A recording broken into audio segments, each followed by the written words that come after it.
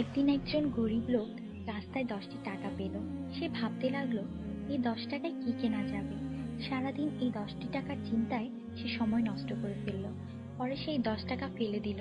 সে বলল, হে আল্লাহ, এই 10 টাকার জন্য আমি আজ সকাল থেকে আপনাকে একবারও স্মরণ করিনি। সেই সব লোক আপনাকে কিভাবে স্মরণ করে যাদের লাখ টাকা আছে? আল্লাহ সুদ হারাম করে দিয়েছেন, আমরা ব্যাংক বানিয়েছি। আল্লাহ জীবনকে সীমিত করেছেন, আমরা ঘড়ি বানিয়েছি। আল্লাহ পর্দার হুকুম দিয়েছেন, আমরা টিভি, ডিভিডি, ডিশ দিয়ে বেহায়ামি সর্বসাধারণের জন্য করে দিয়েছি। আল্লাহ বলেন, কোরআনে তোমাদের সফলতা, আমরা অক্সফোর্ডের বইকে সফলতা বানিয়ে নিয়েছি। আল্লাহ মিথ্যা বলা নিষেধ করেছেন, আর আমরা এপ্রিল ফুল পালন করা শুরু করে দিয়েছি। আল্লাহ বৃদ্ধ বয়সে মা বাবার সেবা করতে বলেছেন, আমরা বৃদ্ধাশ্রম বানিয়ে ফেলেছি। আজ মুসলমান এই জন্য দুশ্চিন্তায় যে যাকে খুশি করার তাকেই তো রাগিয়ে ফেলেছি। দয়া করে সবাইকে ফরওয়ার্ড করুন, কারণ নেকির দাওয়াত দেওয়ায় নেকিকারীর সমান সওয়াব পাওয়া যায়। একটু ভাবুন, আজান যখন হয় তখন টিভির ভলিউম কমানো হয়, কিন্তু নজর টিভিতেই থাকে।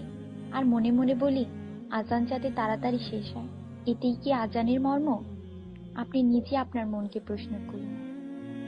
আজানের জবাব দেওয়ার চেষ্টা করুন, যাতে মৃত্যুর পর কালিমা তাইয়্যিবা আমাদের নসিব হয়। অনুরোধ, এই মেসেজটি সবার কাছে পৌঁছে দিন। বন্ধুরা, আমাদের দাওয়াতে যদি কেউ না আসে, আমরা রাগান্বিত হই। আল্লাহর পক্ষ থেকে আমাদের জন্য প্রতিদিন 5 বার দাওয়াত আসে, আর আমরা নামাজ পড়ি না। তাতে কি আল্লাহ আমাদের উপর রাগান্বিত হন না? এটি শুধু মেসেজ না, বাস্তবতা। দয়া করে নামাজ আদায় করুন এবং অন্যকেও উৎসাহিত করুন। যিনি এই মেসেজ পড়েন তাদের উপর আল্লাহ আরো রহমত দিন, এবং যিনি এই মেসেজ ফরওয়ার্ড করেন তার ভালো ইচ্ছা আল্লাহ পূরণ করুন এবং হিদায়াত করুন। নামাজের চিন্তা করুন, ব্যালেন্সের না। আজান শুনে উঠুন রিংটোনের মতো। কোরআন মনোযোগ দিয়ে পড়ুন SMS পড়বার মতো। জীবন সবসময় থাকবে না নেটওয়ার্কের মতো। নামাজ ত্যাগ করা মানে আল্লাহকে রাগান্বিত করা। ফজর 6 মিনিট, জোহর 15 মিনিট, আসর 8 মিনিট, মাগরিব 10 মিনিট, এশা 18 মিনিট, মোট 57 মিনিট। 80% লোক এই মেসেজ ফরওয়ার্ড করে না। দয়া করে আপনি করুন। আল্লাহ সবার মঙ্গল করুন। আমিন।